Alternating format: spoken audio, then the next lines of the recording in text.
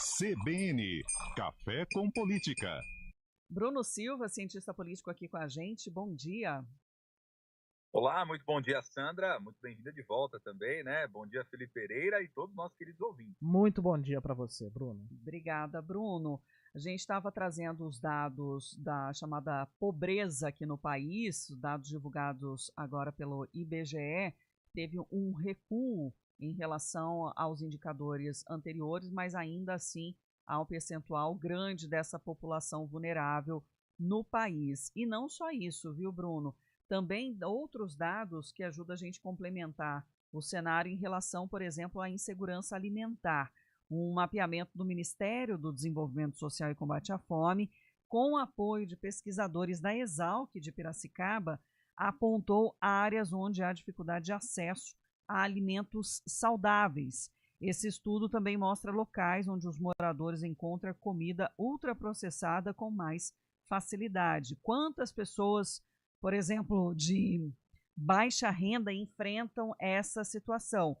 E aqui na região, duas cidades foram pesquisadas, Campinas e Piracicaba. E você sabe, Bruno, que isso vem bem a calhar no que a gente tem falado nesses últimos tempos sobre dar atenção às pessoas de uma forma geral, né? Seja por meio de ações de prevenção a desastres, como o caso que nós comentamos ontem, inclusive aqui no CBN Campinas, né, sobre ações de saneamento, infraestrutura básica, como ações mais efetivas para combater a fome, por exemplo. Não tem a menor dúvida, né? Acho que o dado ele ilustra duas realidades que são importantes. Uma que é a realidade política disso tudo, né? O que eu estou dizendo como realidade política? Certamente o governo federal e todos os seus interlocutores vão comemorar, porque essa tem sido sempre uma linha narrativa do governo, né, de que deseja enfrentar a dimensão da pobreza, da extrema pobreza, e que através principalmente dos programas de transferência de renda, procura mitigar esse problema, que é um problema grave no Brasil.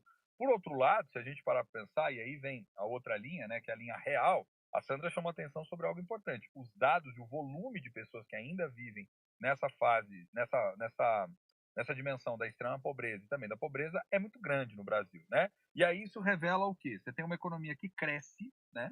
Vamos ver que o dado de hoje que está estampado nos jornais é o quê? O PIB cresce 0,9%, surpreende, inclusive, o mercado como um todo. Então, há uma geração de crescimento econômico, mas quando a gente olha para esse dado, principalmente da pobreza, o quanto ela se mantém consistente ao longo da série, mesmo diminuindo nesse último tempo, a gente percebe o quanto a desigualdade no Brasil ela é um fato que nos desafia diuturnamente e desafia a gente nas cidades, né? O ouvinte que está do outro lado, Sandra, Felipe, todo mundo sabe que um dos, vamos dizer assim, um dos sintomas que a gente vê disso tudo é quando você começa a observar e ver a quantidade de pessoas que estão pedindo coisas pela rua, né? Uhum. Então as pessoas que batem nas casas das pessoas pedindo alimento, pedindo emprego, pedindo grana, no semáforo e tudo aquilo, isso vai uma primeira, vamos dizer assim, percepção desse fenômeno que a gente está falando aqui, que tem a ver com a questão da pobreza, a falta de acesso a recursos e tudo mais.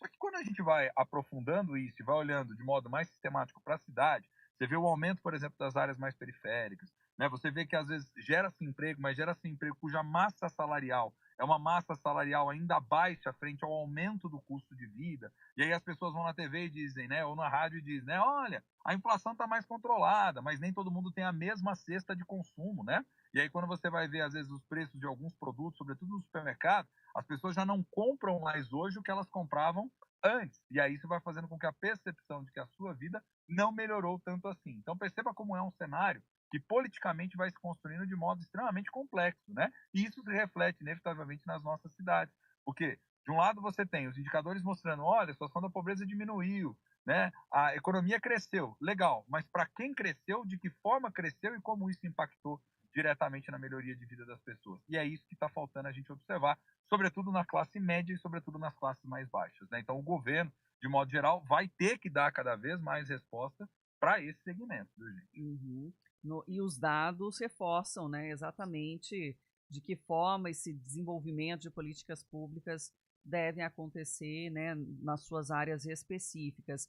No caso da alimentação, Bruno, o mapeamento resultou numa plataforma que é chamada Alimenta Cidades, e ela foi desenvolvida justamente para apoiar nessas ações públicas de combate à insegurança alimentar.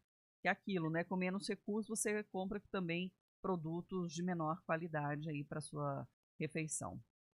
E aí cai nisso que você estava falando, né, Sandra? O aumento de ultraprocessados que trazem prejuízo para a saúde, que por sua vez vão estourar lá no Sistema Único de Saúde também o caso de pessoas aí que têm às vezes diabetes, pressão alta, toda aquela história causada muitas das vezes também por má alimentação, óbvio. Tem outros fatores, a gente sabe, né? Mas que a má alimentação acaba contribuindo diretamente para que isso se torne um problema crônico. Então, é uma questão circular, se a gente parar para pensar, né? Corrigir a alimentação, melhorar a qualidade da comida que chega, seja na merenda escolar, seja na lógica de acesso das pessoas, principalmente aqueles mais de baixa renda, alimentos que são alimentos mais nutritivos, que fazem melhor para a saúde, é política pública e tem que ser fortemente observada pelo Estado em todos os seus níveis federativos, né? O município cumpre uma função muito estratégica nisso, mas o governo federal precisa induzir e coordenar de cima, senão a coisa não funciona. Bruno, trazendo aqui também o que deve ser discutido na Câmara de Campinas hoje, tem um projeto de lei que quer permitir o porte de arma de fogo a vigilantes de empresas de segurança privada. Exatamente no momento aí em que se fala também, né, do desarmamento, ou de que forma isso pode contribuir ou não, né, para a segurança social. Queria a sua análise.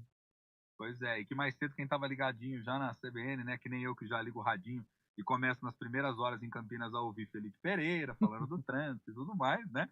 O Jornal da CBN estava trazendo justamente a informação de que o Lewandowski preparou um novo texto no que diz respeito aos CACs, né, a proximidade aí, principalmente de clubes de tiro próximos à escola, que tinha todo um debate nacional, e aí agora a Câmara vem com essa discussão, esse debate também no bojo dessa discussão toda, sobre a questão do armamento, né, principalmente para aqueles que estão aí nessa condição de seguranças privados poderem ter, portanto, o porte de modo mais irrestrito, vamos dizer assim, né, e não apenas no exercício da sua função ali diretamente. Eu penso que pode ser um texto polêmico, que vai ter o apoio de segmentos, que são segmentos sobretudo ligados aí, né, e que endossam, por exemplo, o próprio Major Jaime, que é quem propôs, né, esse projeto aí no Poder Legislativo, mas pode ter uma reação por parte aí de alguns setores organizados, sobretudo da oposição, né, de entender que se trata de uma medida que não faz tanto sentido assim, de que, em tese, isso deve estar mais restrito ao uso das forças militares do que necessariamente a segurança privada como um todo. É um debate longo, né?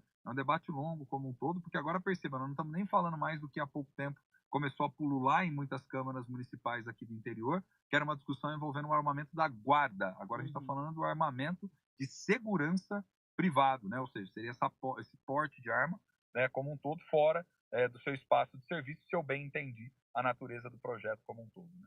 E aí fala da capacitação também, né, de curso básico da formação desses vigilantes, tendo aí a numeração de horas-aula, né, de preparo, e ainda assim credenciados pela Polícia Federal, que aí é parte mesmo de uma regulamentação que já é prevista em lei. Agora também atenção para aqueles serviços que não têm credenciamento junto aos órgãos oficiais, né?